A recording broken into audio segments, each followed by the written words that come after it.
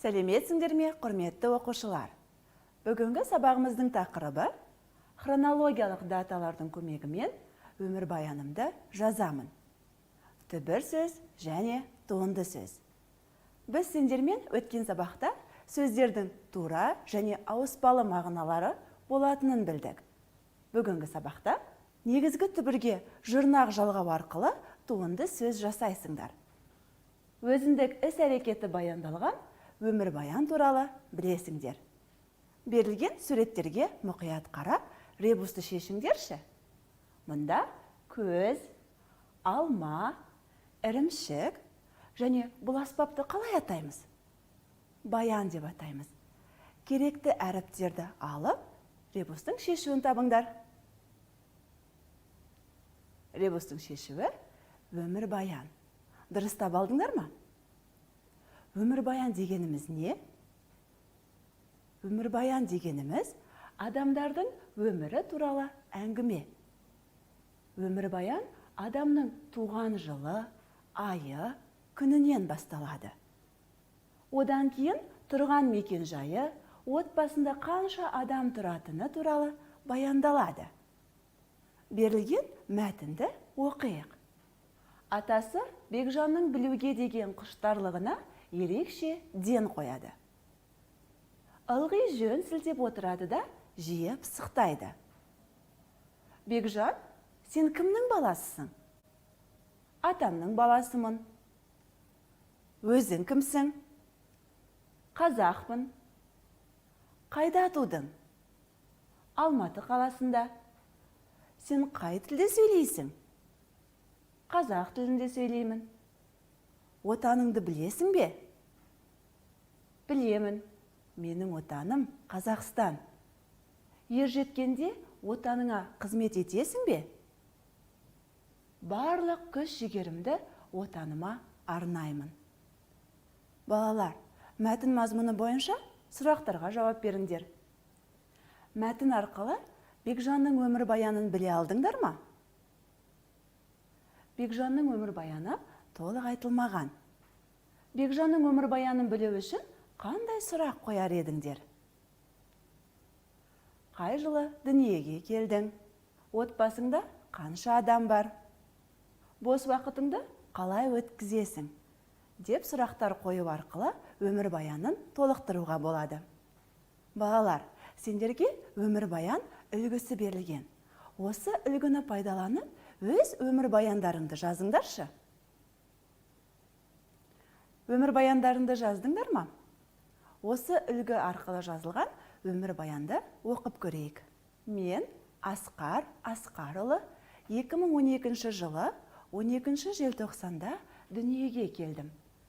Менің туған жерім Алматы қаласы. Менің отбасымда 7 адам бар.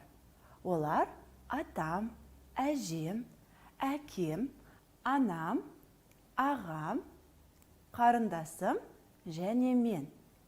Мен бос уақытымда спортпен айналысқанды жақсы көремін. Суретте кім бейнеленген? Суретте Ахмет Байтұрсынұлы бейнеленген. Ендеше балалар, Ахмет Байтұрсынұлының өмірбаяны туралы бейнематериалға назар аударыңдар.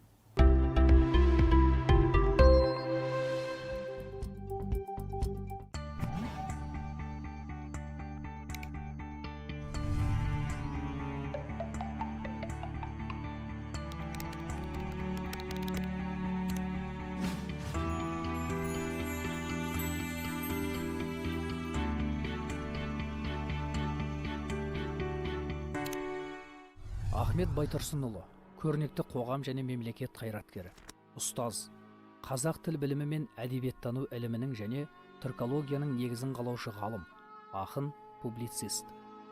Жастайынан ұстаз болуды армандаған Ахмет туған елі Торғайда ауыл молдасынан білім алып, сауатын ашқан соң, Орынбордағы мұғалімдер семинариясын бітіреді. Сөйтіп, туған өңірі Қостанайдың ауыл мектептерінде мұғалім болып бала оқытты. 1904-1906 жылдары Қарқаралыда орыс қазақ мектебін басқарды. 1909 жылдан 1917 жылға дейін Ахмет Байтұрсынұлы қазақ халқының ұлттық сана сезімі мен намысын оятқан маса өлеңдер жинағын, Иван Крыловтың 46 мысалын аударып шығарды. Ең маңыздысы, ана тілін пән ретінде оқытатын арнайы оқу құралы және тіл құралы атты оқулықтар жазды. Бұл еңбектерде ғалым Ахмет Байтұрсынұлы қазақ әліпбиін түрлендіріп, араб графикасы негізінде төте жазу үлгісін ұсынады. Сөйтіп, қазақ әліпбиінің жаңа әрі қолайлы нұсқасын жасап, қазақ тілі грамматикасының және жалпы қазақ тіл білімі ғылымының негізін салды. Ресей және Еуропа ғалымдарының пікірінше, Ахмет Байтұрсынұлы ұсынған жаңа қазақ әліпбиі бейнематериалдағы ақпарат сендерге қызықты әрі танымды болғанына сенемін. Енді Ахмет Байтұрсынұлының «Иттің достығы» атты өлеңінен үзінді оқиық. Бір байдың төрт көз мойнақ төбеттері, өздері ит болса да әдептеді. Түнде үріп, күндіз үрмей жай жататын, болады әдептиттің әдеттері. Сөз қылды жақсылықты, жамандықты, жомарттық, мырзалық пен сараңдықты.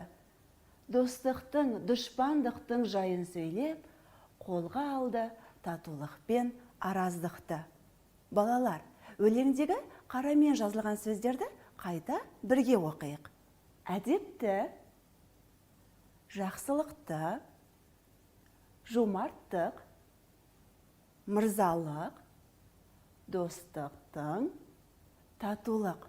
Енді осы сөздерді сөз құрамына талдайық. Сөз құрамына талдау дегеніміз сөздің түбірін және қосымшасын ажырату. Қосымша жұрнақ және жалғау болып бөлінетінін естеріңе салайын. Бірінші сөз әдепті. Әдепті сөзінің түбірі әдеп, ті жұрнақ. Жақсылық түбірі жақсы, лық, жұрнақ. Жомарттық түбірі жомарт, тық, жұрнақ. Мырзалық түбірі мырза, лық, жұрнақ. Достық түбірі дос, тық, жұрнақ. Татулық түбірі тату, лық, жұрнақ. Балалар, сендер сөз құрамына дұрыс талдай алдыңдар ма? Түбір сөзге жұрнақ жалғау арқылы жасалған сөздер туынды сөздер деп аталады. Мұндағы әдепті, жақсылық, жомарттық, мырзалық, достық, татулық сөздері туынды сөздер. Ал енді түбір сөзге тиісті жұрнақты жалғау арқылы туынды сөз жасаңдаршы. Кәсіп, кәсіпкер. Жұмыс, жұмысшы. Би, биші. Дос, достық. Талап, талапкер. Сый, сыйлық. Ас, астық. Бұл сөздер қандай сөздер? Бұл сөздер туынды сөздер. Түбірге жұрнақ жалғау арқылы жасалынған. Бүгінгі сабақта нені үйрендік? Негізгі түбірге жұрнақ жалғау арқылы туынды сөз жасадыңдар. Өмірбаян туралы біліп, Ахмет Байтұрсынұлының өмірбаянымен таныстыңдар. Балалар, бүгінгі сабағымыз аяқталды. Сау болыңдар.